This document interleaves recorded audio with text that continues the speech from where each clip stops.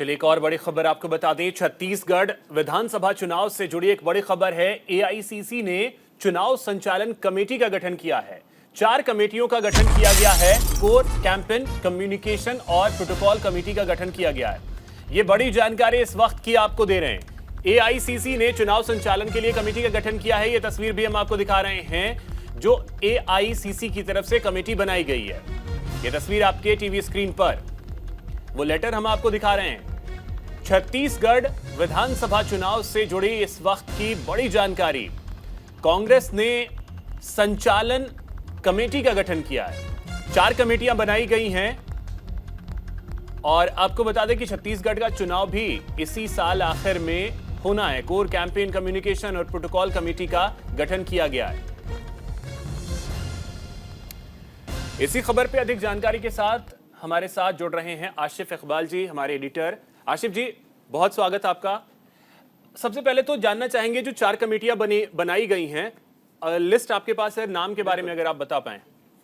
बिल्कुल, देखिए अभिषेक, मैं आप कह सकते हैं कि कल के बाद G20 खत्म होने के बाद अब तमाम पॉलिटिकल पार्टियां जो हैं वो पॉलिटिक्स के लिए अब आतुर दिख रही हैं, या ये कह लें कि तैयार दिख रही हैं। जी हाँ, 2023 के जितने भी 5 विधानसभा चुनाव है उनके लिए वो तैयार हैं और मुस्तैदी से। और इसकी तैयारी में आप सबसे पहले समझ लीजिए कि क्योंकि इलेक्शन कमेटी बहुत इंपॉर्टेंट होता है और उसकी घोषणा बजाबते कांग्रेस पार्टी ने शुरू की है। आज आपने सुबह में देखा था कि राजस्थान से एक बड़ी पूर्व सांसद भारतीय जनता पार्टी का दामन थामा उन्होंने। तो आप कहीं ना कहीं से आप समझ सकते थे कि जो 3 दिनों तक जो पॉलिटिकल एक्टिविटी जो थी वो बिल्कुल बंद सी थी, वो अब अचानक शुरू हो गई है। और इसीलिए उसी कड़ी में आज जो छत्तीसगढ़ कांग्रेस के लिए एक बड़ी कमेटियों का गठन हुआ है, उसमें आपको 4 कमेटी है, चारों के अध्यक्ष, और फिर विस्तार से बता देता हूँ आपको। कोर कमेटी है, इलेक्शन कैंपेन कमेटी है, उसके बाद इलेक्शन कम्युनिकेशन कमेटी है, उसके बाद प्रोटोकॉल कमेटी है। ये चारों बहुत अहम होते हैं क्योंकि आप भी जानते हैं, बहुत दिन आपने सारी चीज़ों को बहुत बारीकी से कवर किया है, ग्राउंड पे भी आप रहे हैं। सबसे इंपॉर्टेंट होती है कोर कमेटी, क्योंकि माना यह जाता है कि जो कोर कमेटी होती है, और आप इस वर्ड को भी आप जानते हैं कि कोर कमेटी का मेंबर होना अपने आप में बड़ी उपलब्धि मानी जाती है। छत्तीसगढ़ कोर कमेटी में जिनको जिनको स्थान मिला है वो बता दूँ मैं। कुमारी शैलजा जो हैं वो प्रभारी हैं वहाँ की, भूपेश बघेल मुख्यमंत्री हैं, उसके बाद दीपक बाजी हैं जो वहाँ के इस वक्त प्रदेश अध्यक्ष हैं, टीएस सिंहदेव जो उप मुख्यमंत्री हैं, उसके अलावा चरणदास महंत हैं, ताम्रध्वज साहू हैं जो वहाँ के मंत्री हैं, ऊर्जा मंत्री हैं, और शिव कुमार धारिया हैं जो वहाँ भूपेश बघेल के सबसे क्लोज हैं और कम से कम 4 विभागों के मंत्री हैं। तो मतलब आप समझिए कि जिनको भी इसमें रखा गया है वो सारे वो लोग हैं जो लोग इस वक्त सरकार चला रहे हैं और जो सरकार के चेहरे हैं, सरकार की योजनाओं को लेकर जो जमीन पे उतरेंगे। क्योंकि मामला इस बात साफ है कि छत्तीसगढ़ में कांग्रेस सरकार बचाने की लड़ाई लड़ेगी और भारतीय जनता पार्टी सरकार पे अपना कब्जा जमाने की लड़ाई लड़ेगी। तो आप साफ तौर पे कह सकते हैं कांग्रेस पार्टी को ज़्यादा जद्दोजहद करना है, क्योंकि जो चीज़ आपके पास है उसको बचाए रखना बहुत बड़ा चैलेंज होता है। इसीलिए कांग्रेस पार्टी ने बिना देर किए कमेटी का गठन किया और उसकी घोषणा भी कर दी है।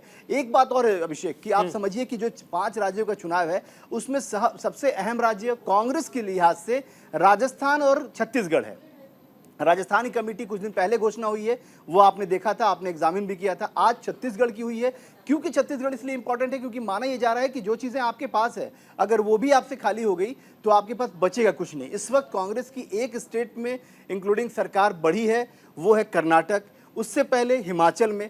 तो ये संख्या बढ़ रही है। अब सबसे बड़ी बात है, बढ़ना तो दूर है, इनको बचा ले जाएंगे तो ये बहुत बड़ी उपलब्धि के तौर पे होगी। इसीलिए छत्तीसगढ़ में कांटे की टक्कर देखने को मिल रही है। जैसे राजस्थान में नेक टू नेक है, वैसे छत्तीसगढ़ में है। इसलिए ये जो कमेटी बनाई गई है उसमें आपको समझना होगा, ये 4 कमेटियां हैं उसमें भी समझिए। चरणदास महंत को इलेक्शन कैंपेन कमेटी का अध्यक्ष बनाया गया। इसका मतलब आप समझ लीजिए, मैं जिसकी बात आपसे कर रहा था अभिषेक, कि इलेक्शन कैंपेन कमेटी का माना यह जाता है कि चेहरा कौन होगा, किस चेहरे को लेकर आप आगे बढ़ेंगे।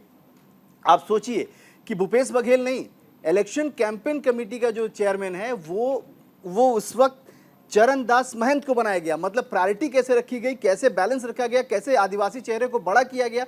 चरणदास महंत आदिवासी चेहरे हैं, ये सबको पता है। चरणदास महंत केंद्रीय मंत्री भी रहे हैं।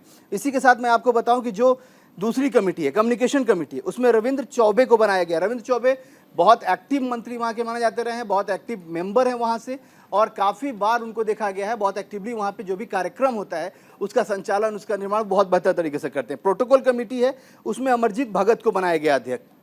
तो ये भी बहुत बड़ी बात है कि किसको कितनी प्रायोरिटी मिल रही है। और कौन अपनी जिम्मेदारियों का कैसे निर्वहन करेगा। अभिषेक, बिल्कुल, इसमें एक और चीज आशिफ जी है।